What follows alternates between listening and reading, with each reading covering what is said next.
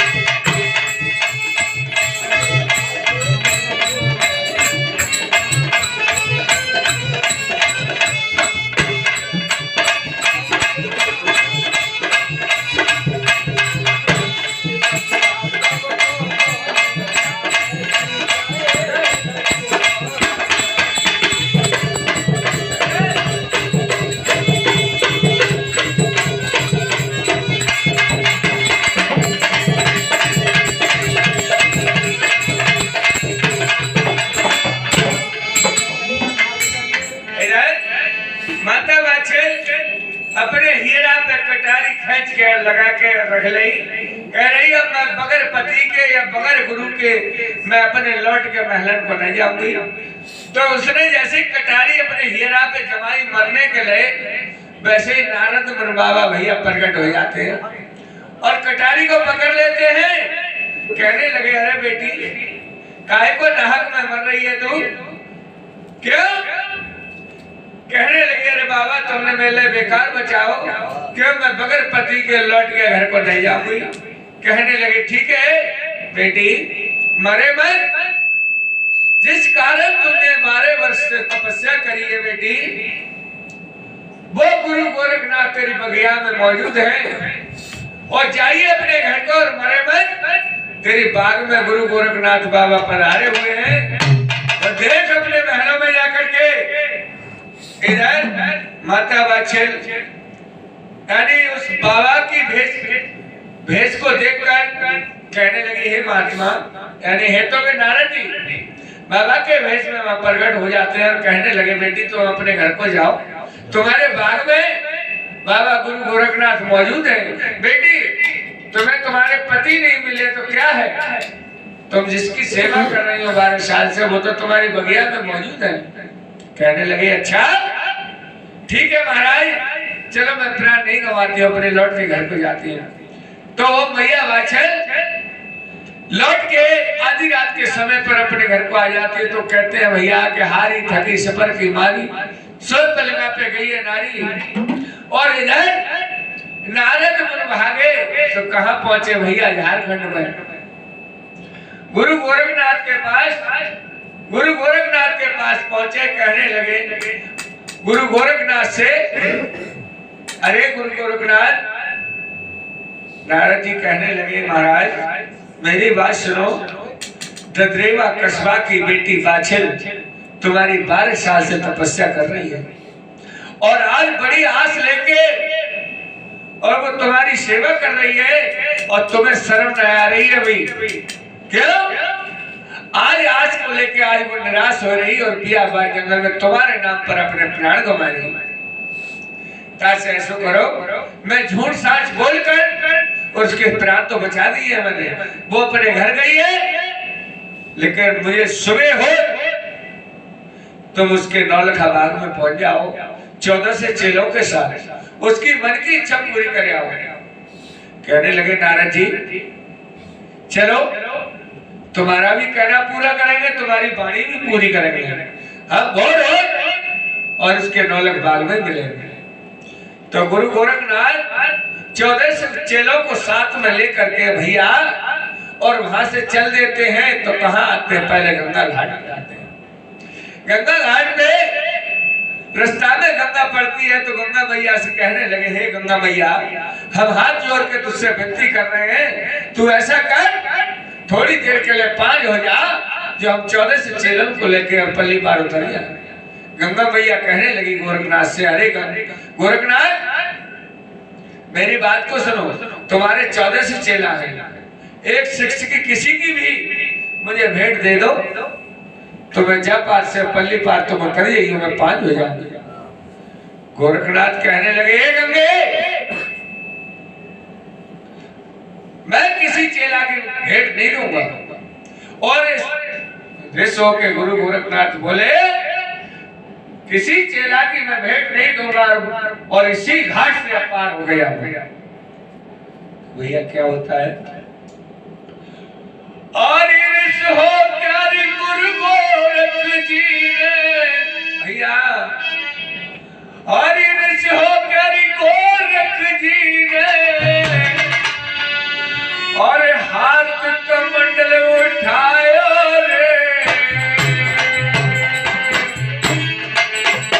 और तो भी नहीं उठाया रे, धरनी रुहर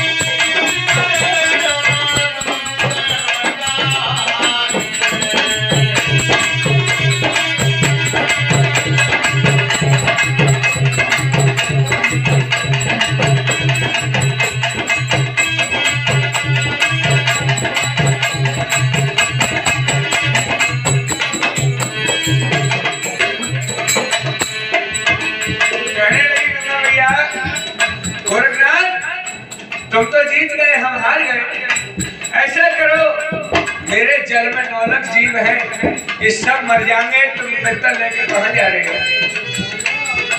कहने लगे ना तू हमारी भेंट ले ले। अरे नहीं गोरखनाथ, हमें लेके मत जाओ, नहीं छोड़ जाओ, मेरे जल में बहुत जीव है, सब भस्म हो जाएंगे, सब मर जाएंगे। कहने लगे ठीक है, हमें तिरमाचा दे, आगे चल के कलयुग आ रहा है, किसी साधु संत की भेंट तो नहीं मांगेगी, कोई साधु संत को सताएगी तूने? कहने लगी महाराज नहीं सताऊंगी। और जो कोई धर्मी राजा धर्म करता हो उसे कभी सताएगी तो नहीं?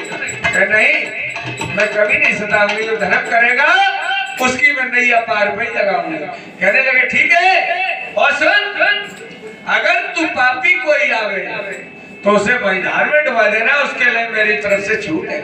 कहने लगी ठीक है, मेरे तुम्हारे वचन सभी स्वीकार है। गोरखनाथ ने क्या काम किया भैया?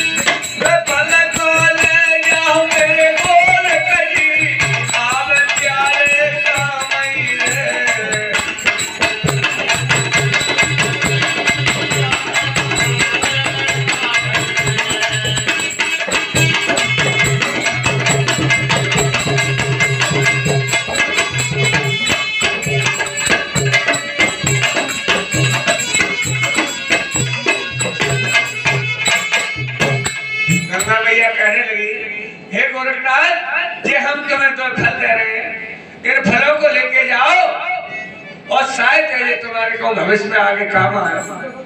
कहने लगे हे गंगा मैया ठीक है, चल हमने कहा है उसी आधार पर रहना है। ठीक है महाराज, मैं उसी आधार पर रहूंगी। और फल को लेके गोरखनाथ ने अपनी झोली में डाल लेते हैं और भैया कहाँ पहुंचते हैं? ददरेवा कस्बा में, जहाँ कर राजा देवराय ने 9 लाख का भाग लगाया था। रातियों रात में और गोरखनाथ उस 9 लाख बाग में पहुंच जाते हैं भैया। और ये भोर हो रब कृष्ण पसारी जागे 14 से 6 लाख।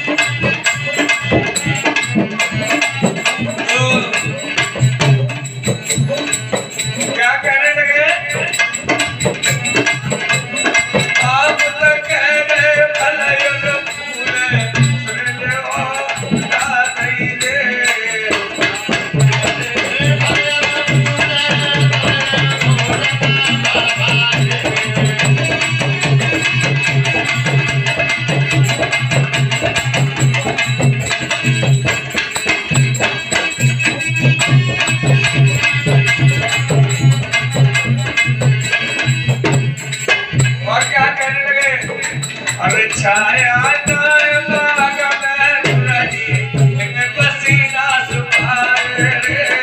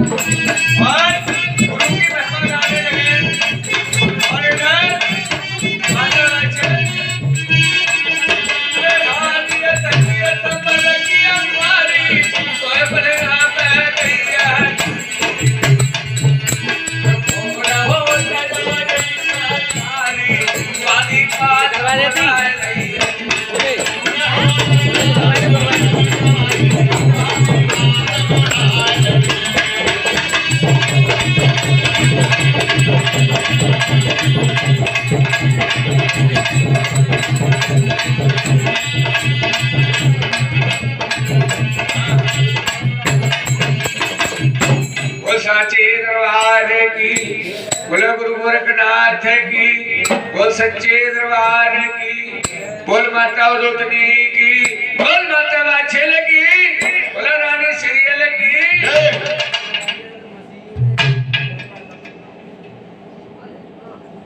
अच्छा